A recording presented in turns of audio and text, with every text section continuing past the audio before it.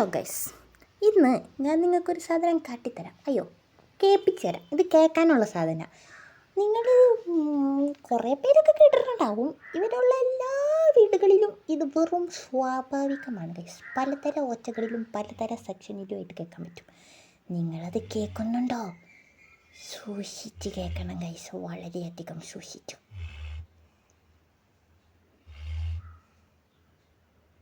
ചേട്ടാ, ഇതപ്പുറത്തെ വീട്ടിൽ മരം മുറിക്കണതല്ല ഗൈസ്, ഈ മണ്ടൻ കിടന്ന് കൂർക്കം വലിച്ചിടന്നുറങ്ങണാണ്.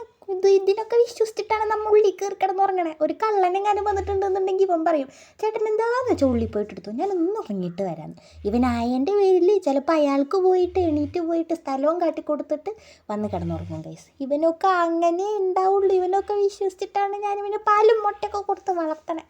അയ്യോ ഗൈസ്, ഇവനൊന്നും വിശ്വസിച്ച് കൂടാട്ടോ, നമ്മൾ പോകും. ഇതിങ്ങനെ നടന്നു.